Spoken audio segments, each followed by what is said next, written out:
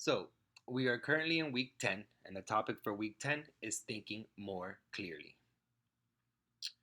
The learning objectives for this week are to list at least one question related to each level of thinking, which are remembering, understanding, analyzing, applying, evaluating, and creating.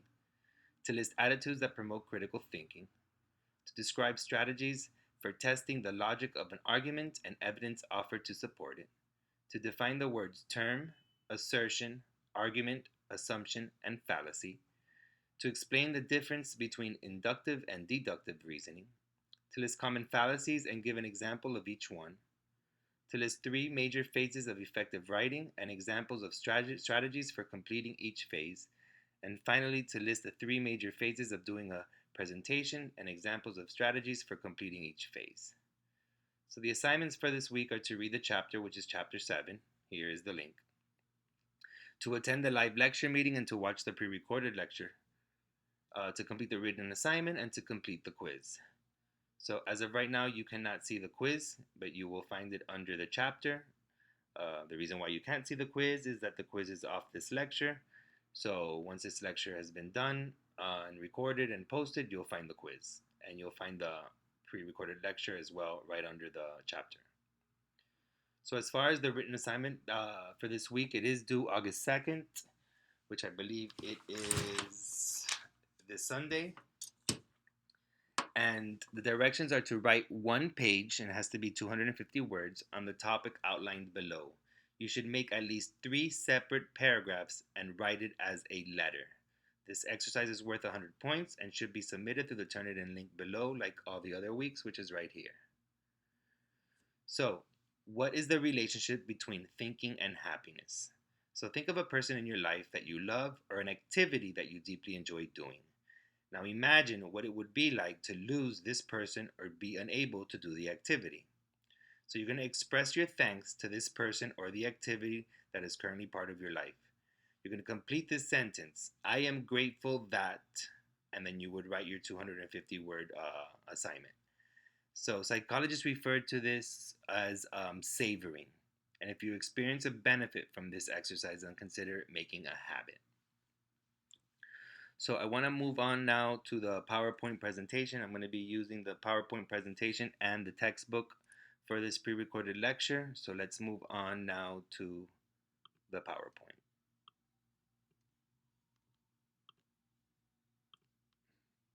So like I said, it's going to be chapter 7, and it has to do with thinking.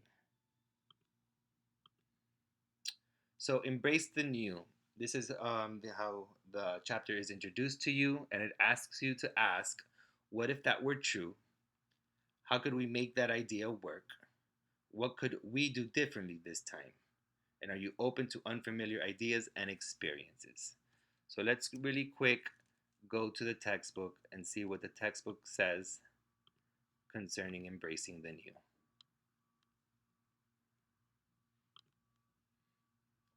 So it is a power process, like most of this textbook has started with. And it says Heraclitus, the ancient Greek philosopher, said that you can never step into the same river twice. A river is dynamic, ever flowing, and ever changing. The same thing is true of you.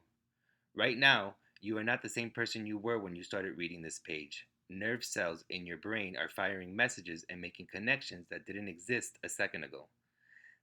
There is a new breath in your lungs. Old cells in your body have been replaced by new ones. What's true about your body is also true of your behavior.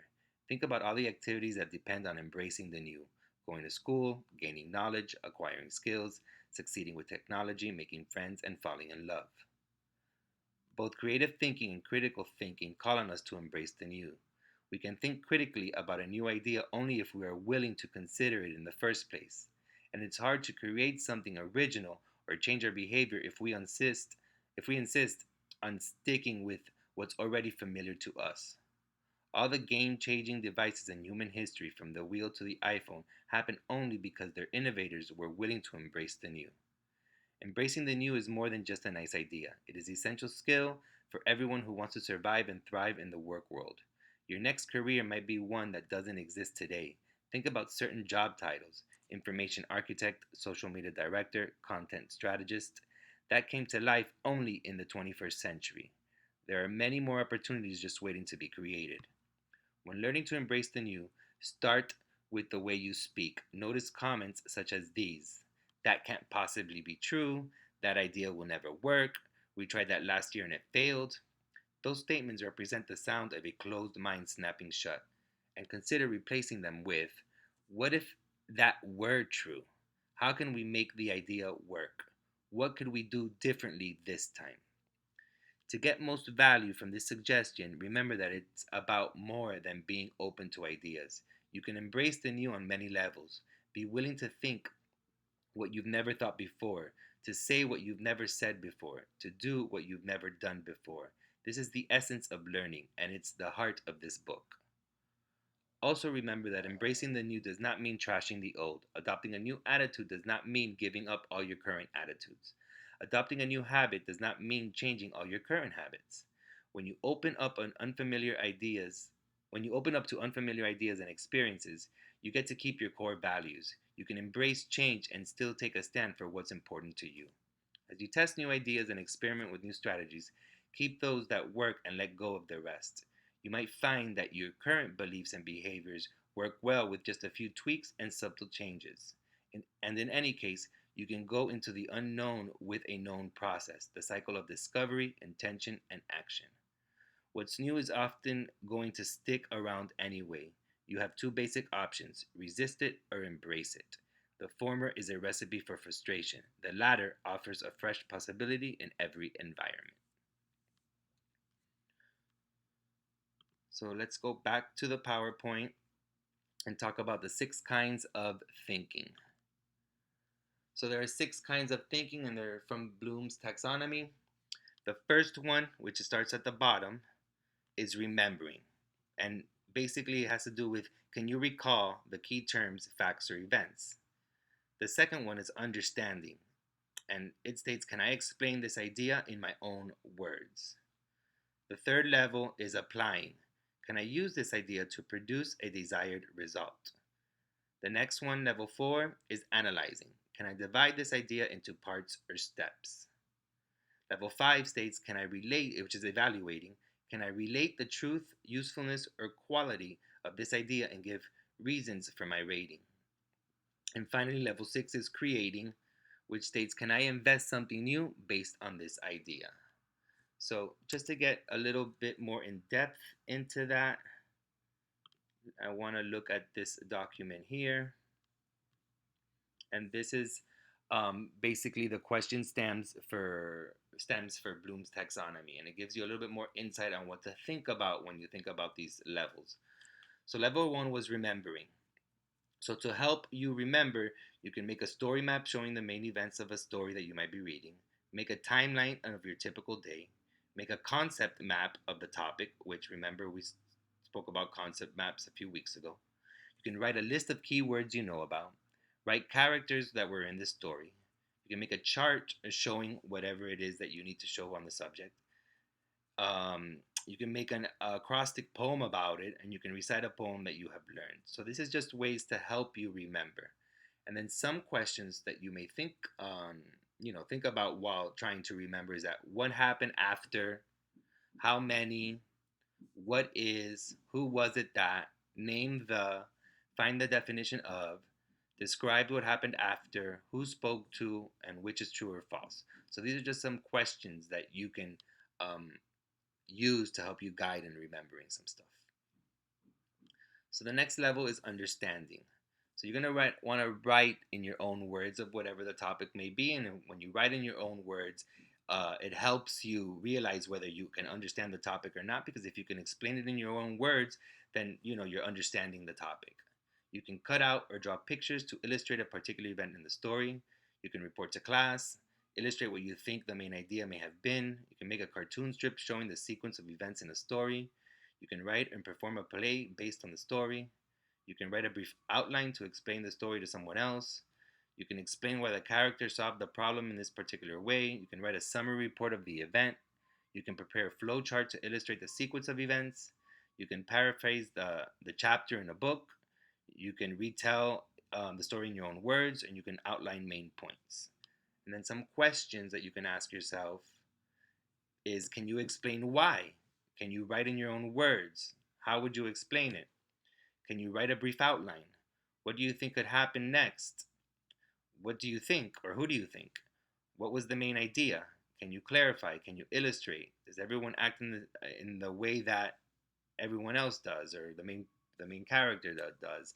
Again, this is just using an example of, like, let's say you were reading a book, but these are all different types of questions. Like, if you're talking about a math problem, look at the first question. Can you explain why this is the way the math problem is done?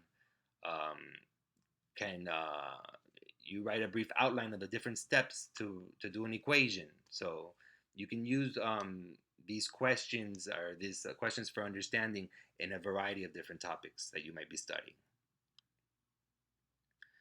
So the next level was applying. So you applying would consist of carrying out or using a procedure in a given situation. So construct a model to demonstrate how it looks or works, practice a play and perform it for class, make a diorama to illustrate an event, write a diary entry, make a scrapbook about the area of study, prepare invitations for a character's birthday party, make a topographic map, take a display, uh, take and display a collection of photographs on a particular topic, make a puzzle or game about the topic, write an explanation about this topic for others, dress a doll in national costume, make a clay model, paint a mural using the same materials, and continue the story.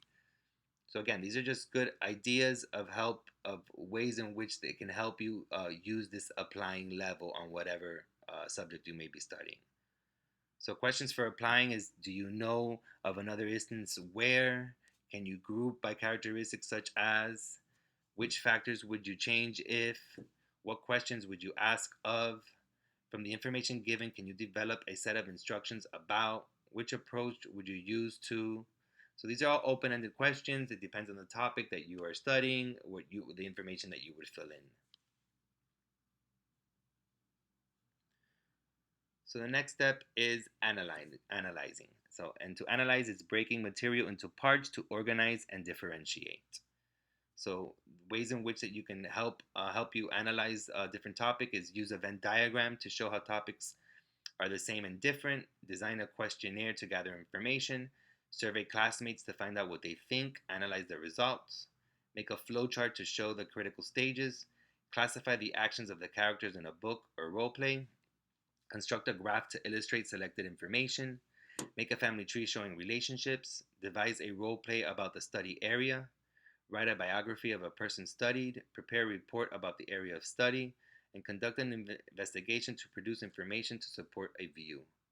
And some questions that can help you analyze are, which events could not have happened? If blank happened, what might the ending have been?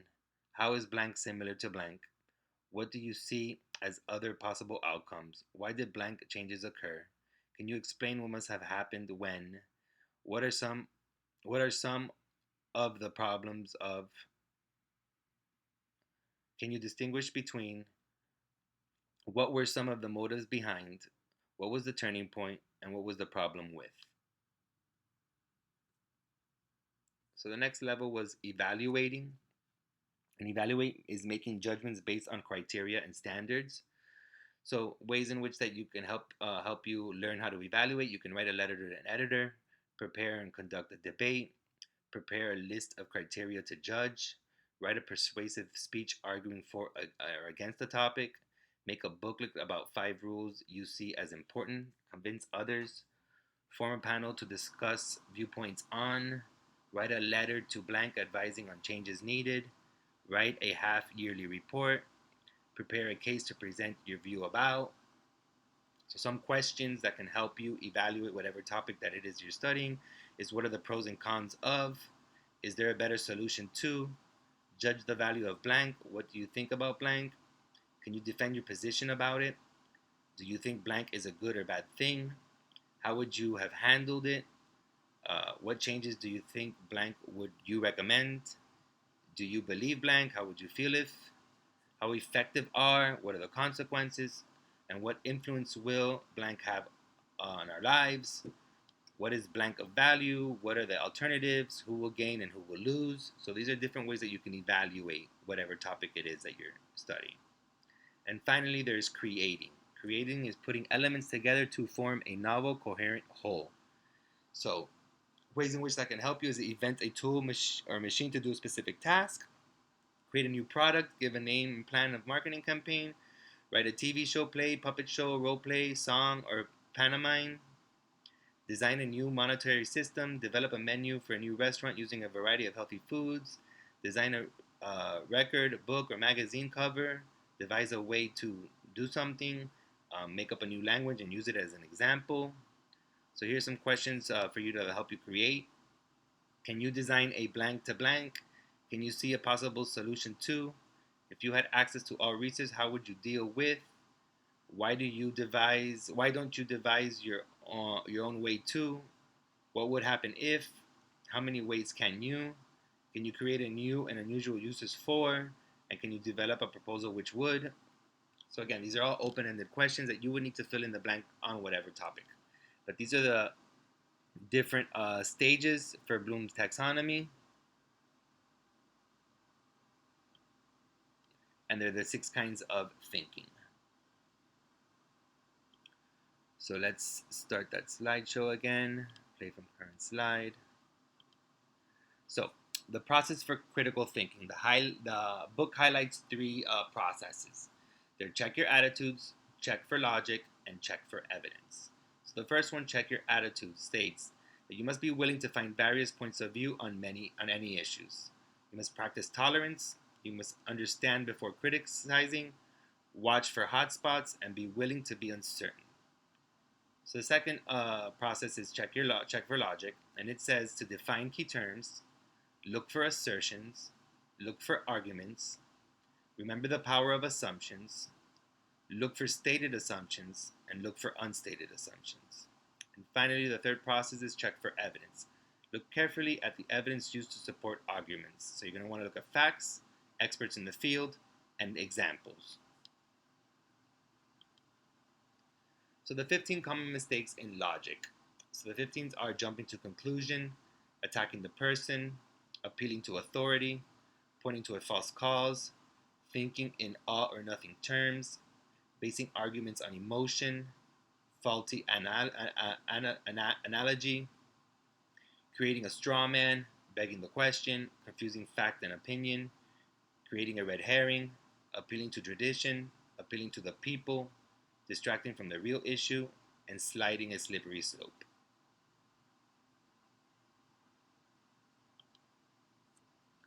So thinking critically about information on the internet, this is something that is very important, especially nowadays with fake news all over the internet. So you want to distinguish between ideas and information. What is real information and what are just ideas? You want to also look for overall quality. The next one is look at the source. Where are you getting this information from? Does the web page, is it an edu? Is it an .org? Is it a .gov? Or is it just a .com? You're also going to want to look for documentation, and finally set an example. So you just can't go on the internet and see some web page and automatically think what they're saying is true without actually looking at it critically. Look at the sources, look to see if they have documentation to prove whatever it is that they're stating.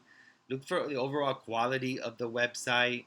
I mean, does it look like just a blog? Or does it look like someone that's credible? Is it just some YouTube video that somebody is recording in the basement of their homes? And then again, and lastly, you want to distinguish between ideas and information. Somebody can just be talking about different ideas and not giving out real information. Is this information that you need? Are these just ideas that somebody may have? So these are just things that you need to look out for when on the internet. So 4 ways to solve problems. There are 4 P's. First is define the problem. You're going to ask yourself, what is the problem? The second P is generate possibilities. So what if there are several solutions to the problem? The third one is create a plan. That would be like, how would this possible solution work? And finally is perform your plan. Why is one solution more workable than the other? So thinking about your major, you want to discover your options. What is fun to you? What can you actually do? And what do others do? You're going to want to make a trial choice. You're also going to want to evaluate that trial choice.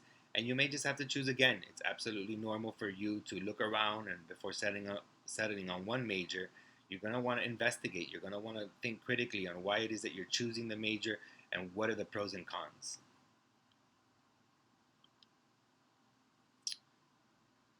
So service learning, turn thinking into contribution. So service learning, if for those of you who don't know what service learning is, it's basically like volunteering, let's say, for a class that may ask for you to do some volunteer work. But apart from just volunteering, you're also there to learn something. Um, whether it's an idea, whether it's about the organization, it's not just going there and volunteering and helping out and clocking out. It's about learning as well. What it is that you're volunteering for, about the organization. So, here are the simple ways of getting the most from service learning is first of all, you need to follow your interest because if you're not interested in it, you're not going to want to learn. You're going to want to choose the partners carefully. You're going to want to learn about the organization.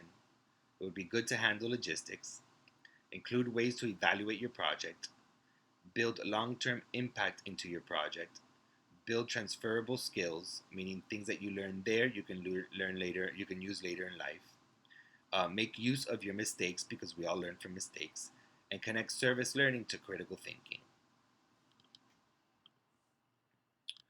So let's get back to the textbook, something that I want to go over.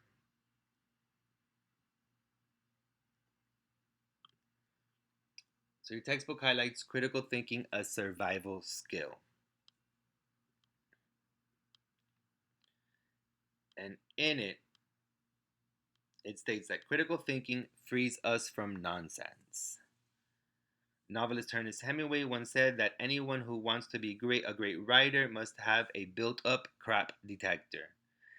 That intelligent comment points to a basic truth. As critical thinkers, we are constantly on the lookout for thinking that's inaccurate, sloppy, or misleading. Critical thinking is a skill that will never go out of style. At various times in human history, nonsense has been taken for truth, and we know that today. So, for example, people have believed the following: illness results from imbalance in the four vital fluids: blood, phlegm, black bile, and yellow bile. Racial integration of the armed forces will lead to the destruction of soldiers' morale. Women are incapable of voting intelligently.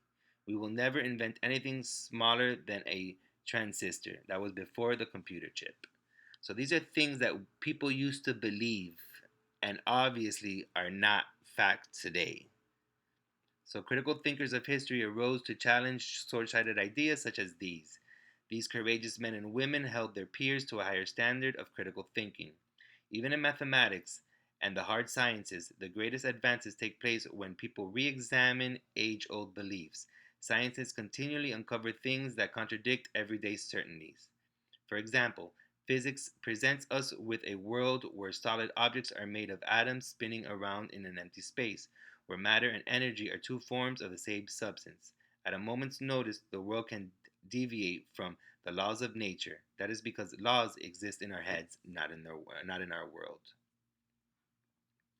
So thinking frees us from self-deception. Critical thinking is a path to freedom from half-truths and deception. You have the right to question everything that you see, hear, and read. Acquiring this ability is a major goal of a college education. One of the reasons that critical thinking is so challenging and so rewarding is that we have a remarkable capacity to fool ourselves. Some of our ill informed thoughts and half truths have a source that hits a little close to home. That source is ourselves. If you take a course in psychology, you might hear about the theory of cognitive dissonance. This is a term for the tension we feel when we encounter a fact that contradicts our deeply held beliefs. To reduce this discomfort, we might deny the fact or explain it away with deceptive thinking. So, for example, consider someone who stakes her identity on the fact that she is a valued employee. During a recession, she gets laid off. On her last day of work, she learns that her refusal to take part in an on the job training session was the major reason the company let her go. This brute fact contradicts her belief in her value. Her response: I didn't need that training. I already knew that stuff anyway. Nobody at that company could teach me anything. A skilled critical thinker would go beyond such self-justifying statements and ask questions instead. What training sessions did I miss? Could I have learned something from them? Were there any signs that I was about to be laid off and did I overlook them? What can I do to prevent this from happening again? So instead of just saying, I don't need anything, that training was a waste of my time anyways, that's why I didn't do it, it's better to ask yourself these type of questions. So master students are willing to admit the truth when they discover that their thinking is fuzzy, lazy, based on a false assumption, or dishonest. These students value facts. When a solid fact contradicts a cherished belief, they are willing to change that belief. So more uses of critical thinking. Clear thinking promotes your sources inside your success inside and outside the classroom. Anytime that you are faced with a choice about what you believe or what to do, your thinking skills come into play. Consider the following applications. Critical thinking informs reading, writing, speaking, and listening. Critical thinking promotes social change.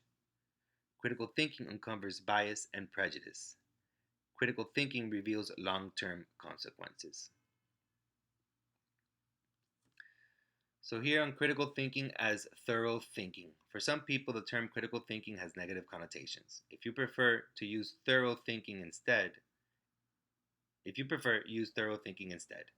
Both terms point to the same activities: sorting out conflicting claims, weighing the evidence, letting go of professional bias, and arriving at a reasonable conclusion.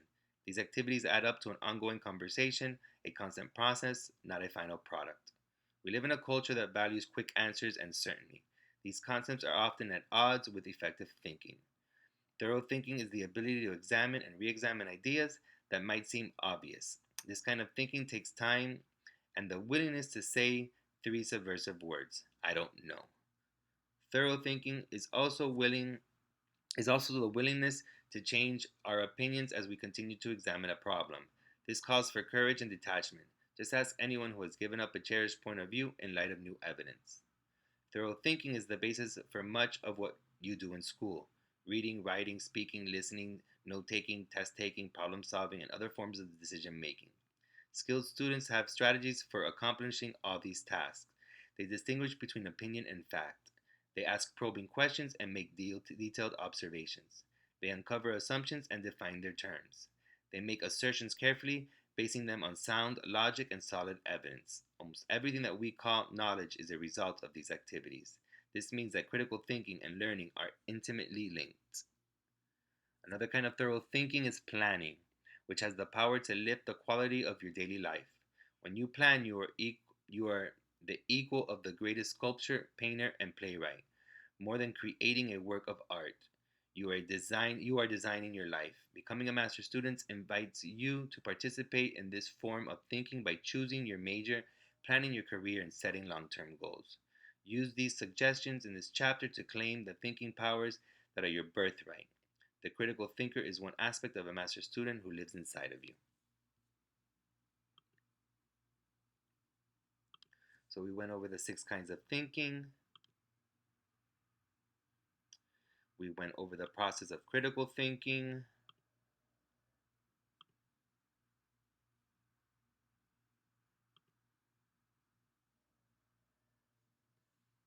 Let me see. So these are just different ways to create ideas. So the first thing is that you want to conduct a brainstorm. It's always good to brainstorm anything with anything that you do.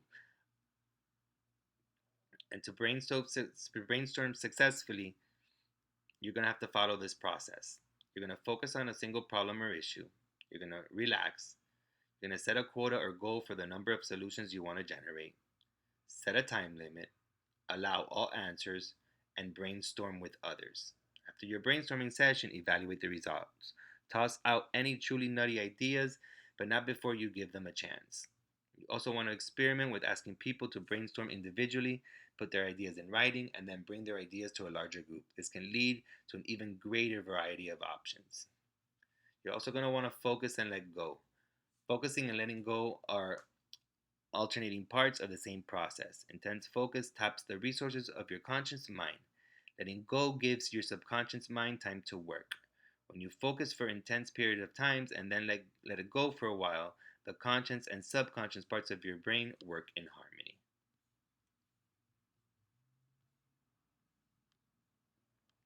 You're also going to want to cultivate creative serendipity. The word serendipity was coined by the English author Horace Walpole from the title of an ancient Parisian fairy tale, The Three Princes of Serendip.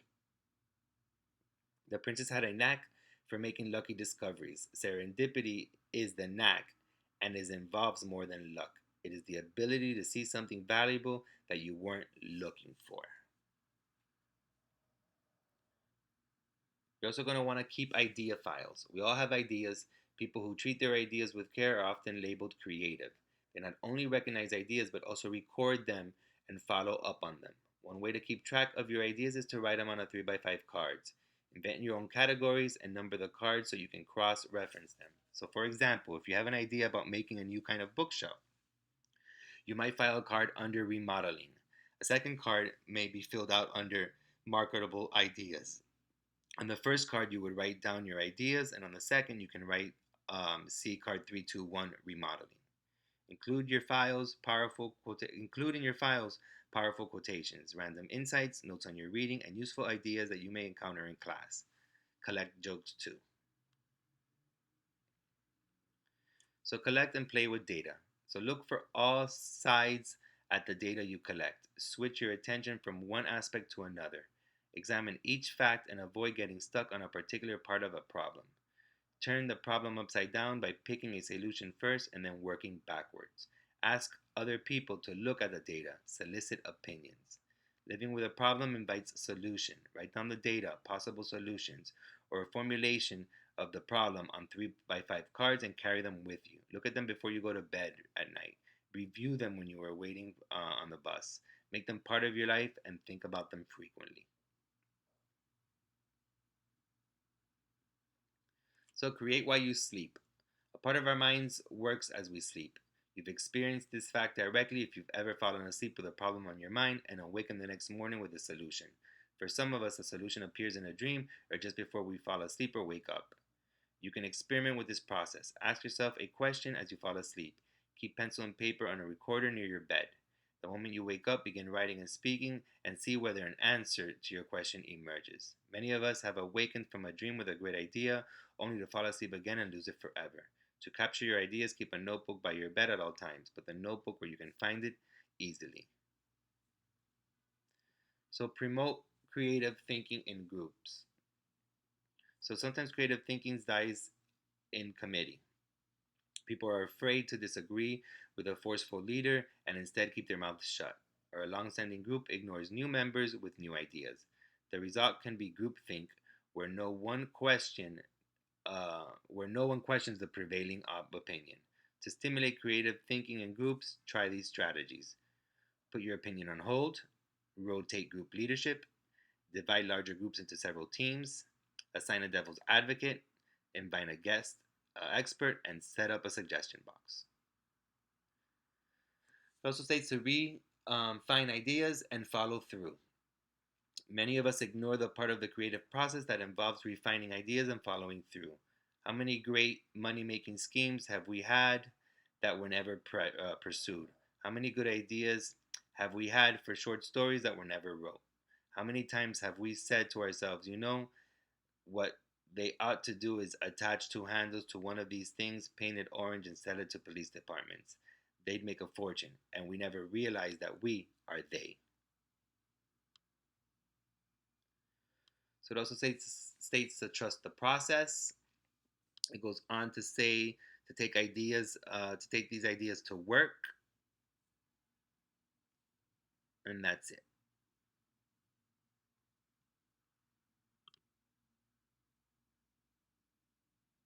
So attitudes, affirmation, and visualizations. So this is just talking about how to affirm and visualize different aspects. So I'll go over it rather quickly. It says to affirm it. An affirmation is a statement describing what you want. The most effective affirmations are present tense, detailed, and positive. So present tense, determine what you want, then describe yourself as if you already have it. To get what you want from your education, you can write, I am a master student. I take full responsibility for my education. I learn with joy. I use my experiences in each course to create a life that I want. So be detailed. Use brand names, people's names, and your own name. Involve all of your senses: sight, sound, smell, taste, touch. Be positive. Avoid words such as not, never, and can't. Instead of saying I will not make mistakes while playing music, say I will play music with joy and ease. It also states to visualize it. This technique complements affirmation. It's a favorite among athletes and performing artists. To begin, choose what you want to improve, then describe in writing what it would look like, sound like, and feel like to experience the improvement in your life. If you are learning to play the piano, write down briefly what you would see, hear, and feel if you were playing skillfully. If you want to improve your relationship with your children, write down what you would see, hear, and feel if you were communicating with them successfully. Once you have a mental picture of successful behavior, practice it in your imagination. When you toss the basketball and it swishes through the net. When you invite someone out on a date, the person says yes. Each test the teacher hands back to you is graded with an A. Do your visualization at least once a day, then wait for the results to unfold in your life. So this is just basically saying when you visualize your life the way you want it to be, how successful you want it to be. And when we visualize things as and we constantly like visualize it, and we make these affirmations, in no time you're going to see that what you're visualizing is going to come into fruition.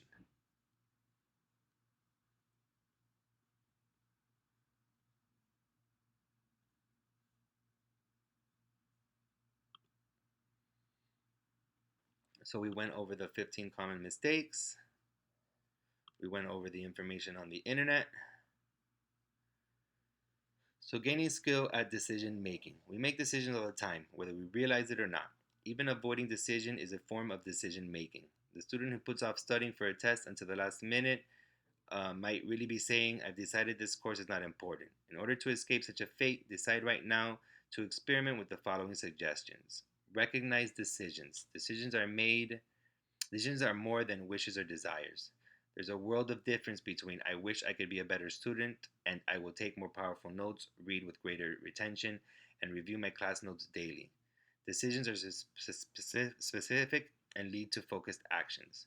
When we decide, we narrow down. We give up actions that are inconsistent with our decision. So establish priorities. Some decisions are trivial. No matter what the outcome, your life is not affected much. Other decisions can shape your circumstances for years. Devote more time and energy to the decisions with big outcomes.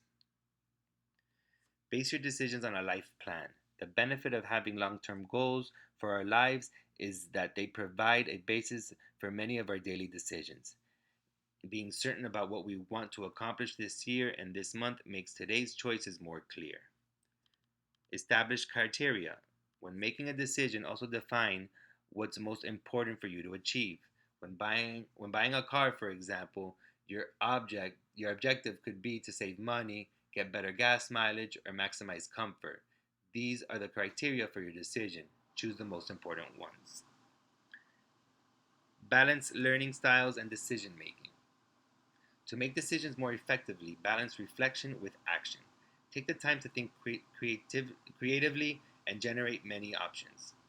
Then think critically about the possible consequences of each option before choosing one.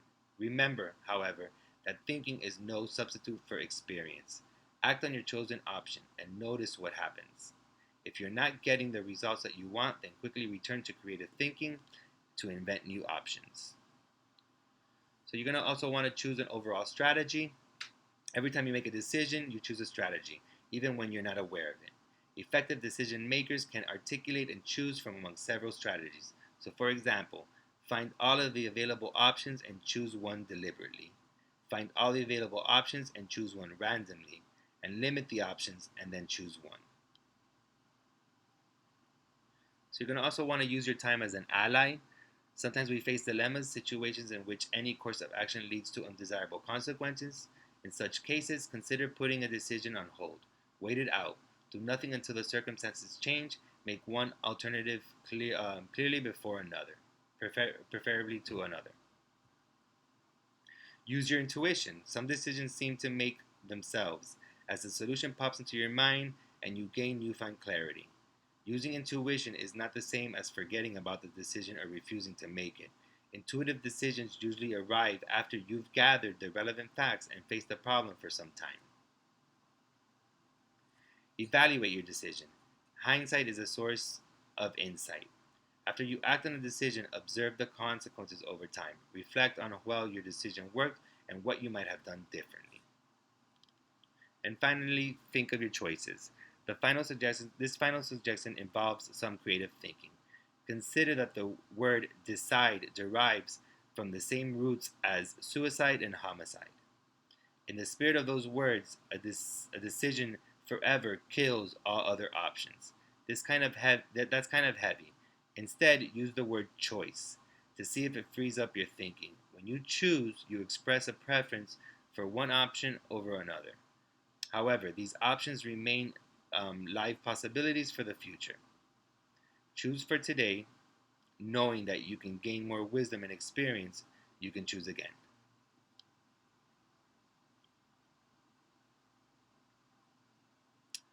So we went over the four ways, which are the four P's.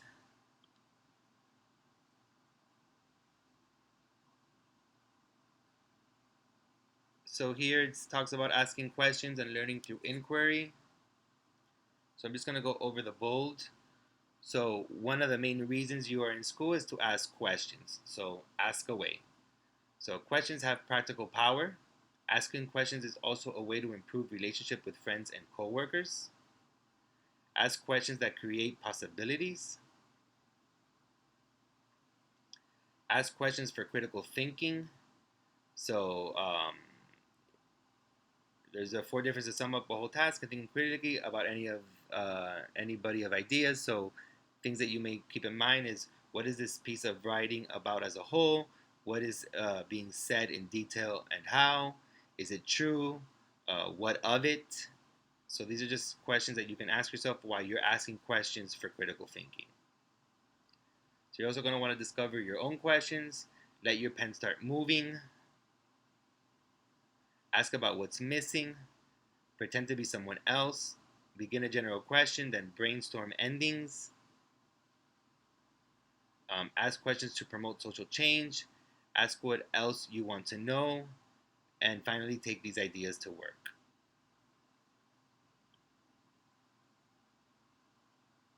We went about thinking about your major.